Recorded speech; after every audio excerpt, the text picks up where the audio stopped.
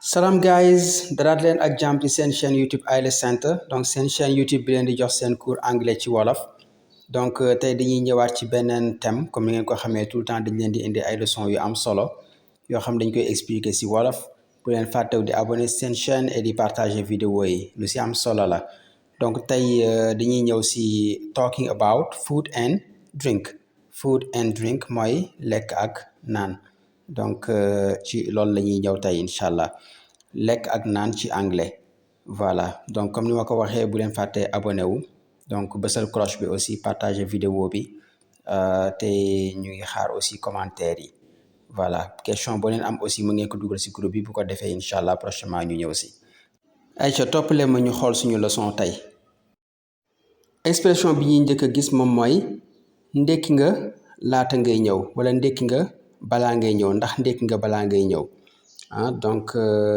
boo amee gan bu la seet si loolu sax du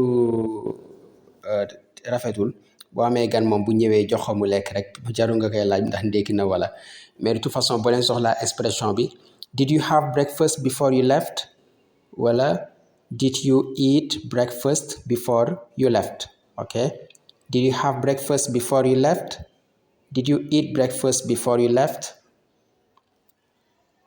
dama bëgg di teel a ndékki koo xam ni dafay teel a ndékki moom bu yeewoo rek dafay bëgg di teel a ndékki donc boo ko bëggee wax ci anglais dama bëgg di teel a ndékki man ku bëgg di teel a ndékki laa da ngay wax I like to breakfast early moom mooy tôt loo xam ne da nga koy teel a def I like to breakfast early I like to breakfast early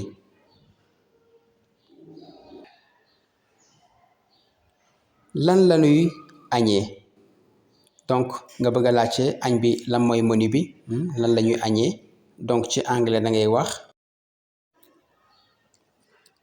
what's for lunch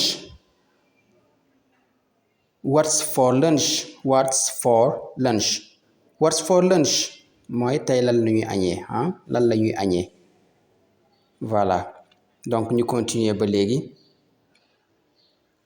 reer bi pare na reer bi pare na donc da ngay wax dinner is served dinner is served mooy reer bi pare na dinner is served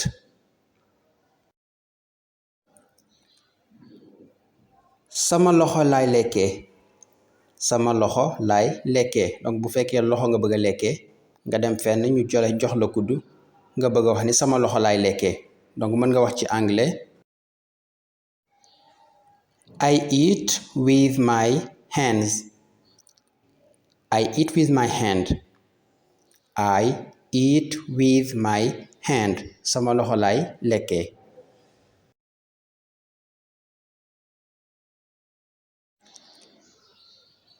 kuddu laa bëgg a lekkee kuddu laa bëgg a lekkee kuddu moom mooy spoon ci anglais da ngay wax I'd like to eat with a spoon I'd like to eat with a spoon I'd like to eat with a spoon kuddu laa bëgg a lekkee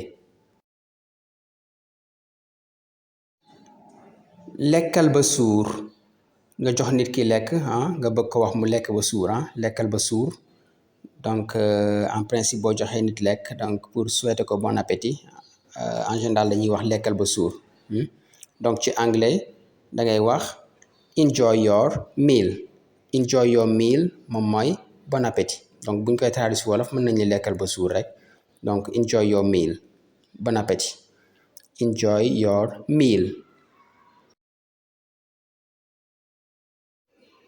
ban ñam nga gën a bëgg donc nga bëgg a laaj nit ki moom ban genre lekk la gën a bëgg donc ci anglais danga koy wax what is your favorite meal what is your favorite meal what's your favorite meal donc boo koy wax oralement mën nga wax loolu rek mën nga ne what's your favorite meal au lieu ngay wax what is ok donc expression bi ci topp ndekki laa gën a bëgg donc koo xam ni dafa fonk ndekki comme man boo xëyee suba teel ndékki ngay njëkk lijjanti soog a lijjanti leneen donc ndékki laa gën a bëgg ci anglais da ngay wax breakfast is my favorite meal.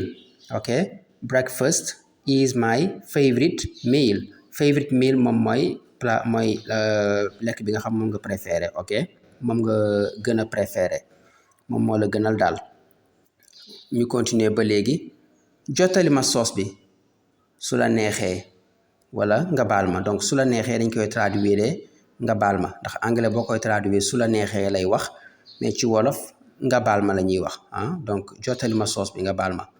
donc ci anglais da ngay wax pass me the sauce please wala hand me the sauce please.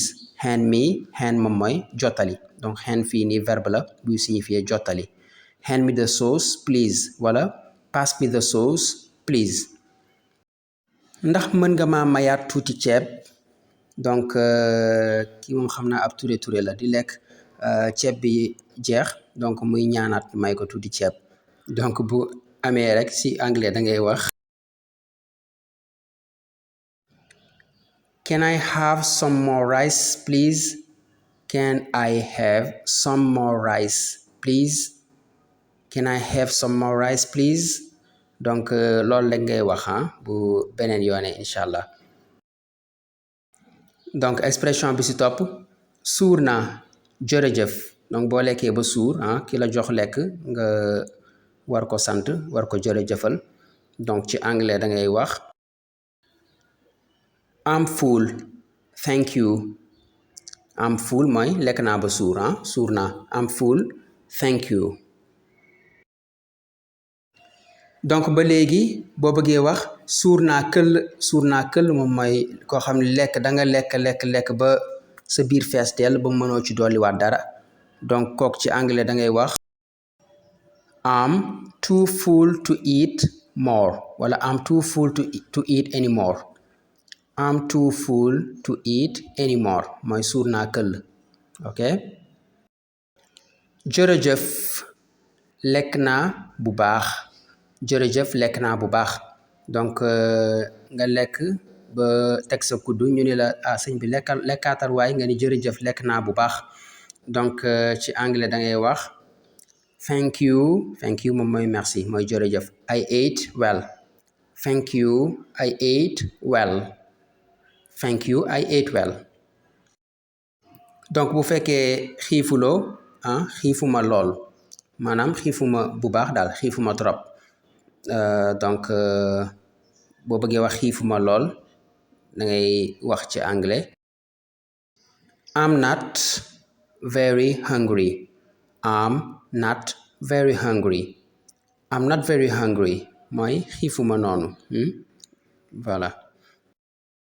donc ba léegi ñu continuer suñuy expression da nga foqale wala da nga bëgg lekk. donc koo xam ne dafa bëgg lekk dafa foqale. donc kooku boo bëggee wax nit ki da nga foqale ci anglais da nga koy wax